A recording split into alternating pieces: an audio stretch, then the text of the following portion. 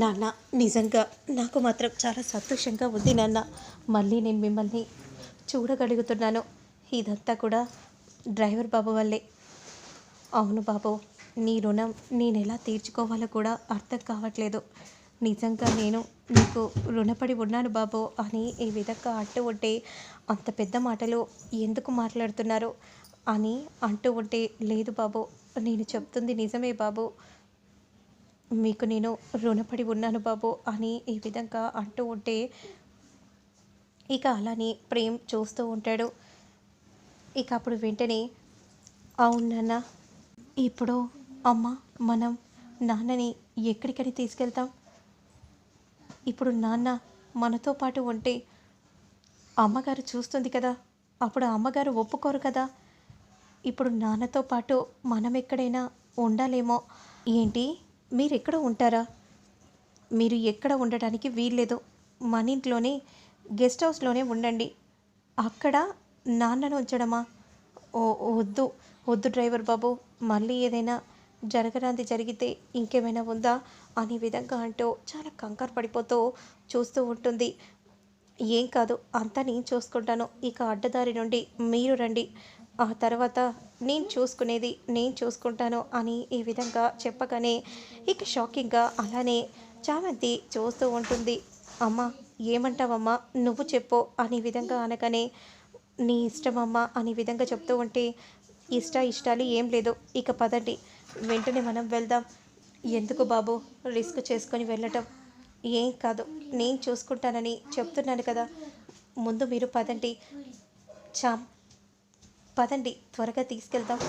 లేదంటే ఆ తర్వాత ఇక అమ్మగారు వచ్చారనుకో, ఆ తర్వాత మనం ఏమీ చేయలేము. సరే డ్రైవర్ బాబు, వెళ్దాం పదండి అనే విధంగా అంటూ ఇక వెంటనే డిశ్చార్జ్ చేసి అక్కడి నుండి తీసుకెళ్ళిపోతూ ఉంటారు. ఇక మరోవైపు మాత్రం, ఇక రామచంద్రయ్యను తీసుకెళ్ళగానే డ్రైవర్, ఇదిగో ఇక్కడే ఆపండి అనే విధంగా అనగానే, వెంటనే డ్రైవర్ ఆపగానే ఇక అక్కడి నుండి తీసుకెళ్ళిపోతూ ఉంటే, ఇక అదే సమయానికి అటుగా రామాదేవి వస్తుంది. ఇంట్లో అసలు ఎవరూ కనిపించట్లేరు, ఎక్కడికి వెళ్ళుంటారో అనే విధంగా అంటూ అలా ఆలోచిస్తూ ఉండగా, ఇక అప్పుడే రామాదేవి రామచంద్రయ్యను చూస్తుంది. రామచంద్రయ్యను చూసి ఒక్కసారిగా షాక్ అవుతుంది. ఇతను ఆ రోజు నన్ను ఇంట్లోనే ఉండనివ్వకుండా మెడ పట్టుకొని బయటికి గెంటేశాడు రామచంద్రయ్య. అలాంటిది మళ్ళీ ఇప్పుడు నా ఇంట్లో అడుగు పెడుతున్నాడా? వేయలేదు, వీడిని నేను చంపేయాలి. కానీ ఇప్పుడు నేను ఈ రామచంద్రయ్యకు ఎదురు పడితే నా గతం మొత్తం చెప్పేస్తాడు. అప్పుడు ఇక ఈ ఇంట్లో నాకు ఇచ్చే విలువ ఏదీ ఉండదు. రోజా ముందు, ఈ ఇంట్లో అందరి ముందు నేను ఒక కుక్క పిల్లనైపోతాను. అలా అవ్వకుండా సింహంలా ఉండాలంటే మాయం చెయ్యాలి. నా ఇంట్లోకి అడుగు పెడుతున్నావా రామచంద్రయ్య? కానీ నువ్వు నా ఇంట్లో అడుగుపెట్టు, ఇక ఆ తర్వాత రోజులు మాత్రమే లెక్క పెట్టుకునేలా నేను చేస్తాను. అక్కడ చామంతి ప్రేమ్ ఉన్నాడంటే ఖచ్చితంగా ఏదో జరిగే ఉంటుంది. అందుకే ఆయన్ని ఇంటికి తీసుకొని వస్తున్నారేమో అని అనుకుంటూ కోపంగా చూస్తూ ఉంటుంది. ఇక ఏం తెలియనట్టు గబగబా స్టోర్ రూమ్లోకి వెళ్ళి చాలా కంగారు పడిపోతూ ఉంటుంది. ఆ గతం ఆ గతం నేను ఇప్పటికీ మర్చిపోలేను. మరవలేని గతం. ఆ గతాన్ని నేను ఎలా గుర్తు చేసుకోగలను? మళ్ళీ ఇప్పుడు ఆ రామచంద్రయ్య నా గతాన్ని గుర్తు చేశాడు. కానీ వీల్లేదు. నా గతం ఇక ఎప్పుడూ మరువరాని లోకంలోనే ఉండిపోవాలి. తిరిగి రాకూడదు. తిరిగి రాకుండా ఉండాలంటే ఆ రామచంద్రయ్యని ఈ రోజుకే చంపేయాలి. చంపేసి తీరుతాను. కానీ ఇది నా ఒక్కదాని వల్ల కాదు.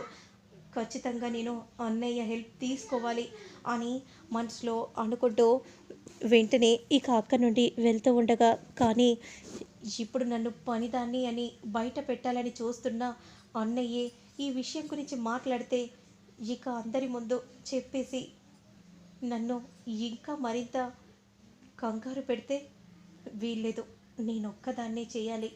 లేదంటే ఎప్పటికైనా ప్రమాదమే. అన్నయ్య ఏ రోజైనా చెప్పేస్తాడు అని అనుకుంటూ ఇక వెంటనే రమాదేవి దీర్ఘంగా ఆలోచిస్తూ ఉంటుంది. ఇదిగోండి, ఆల్రెడీ బెడ్ కూడా ప్రిపేర్ చేశాను, మీరు ఇక్కడే పడుకోండి.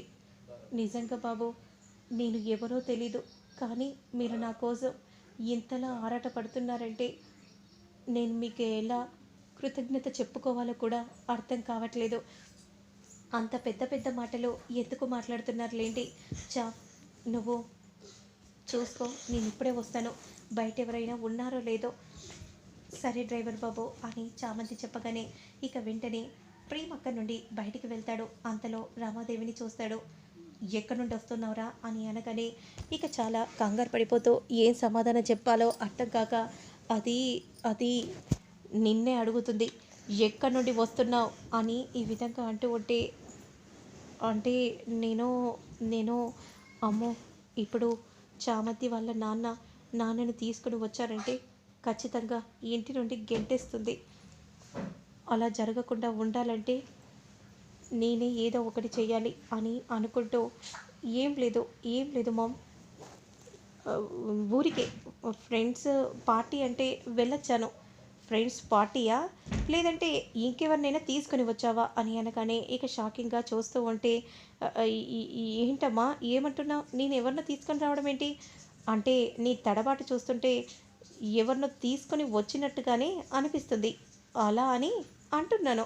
"ఆ, లేదు లేదమ్మా, నేను ఎవరిని తీసుకొని వస్తాను అని ఈ విధంగా అంటూ కంగారు పడిపోతూ అక్కడి నుండి వెళ్ళిపోతూ ఉంటే, ఏం చేయాలి, ఆ రామచంద్రయ్య గారిని ఎలా చంపాలి అని అనుకుంటూ దీర్ఘంగా ఆలోచిస్తూ ఉంటుంది.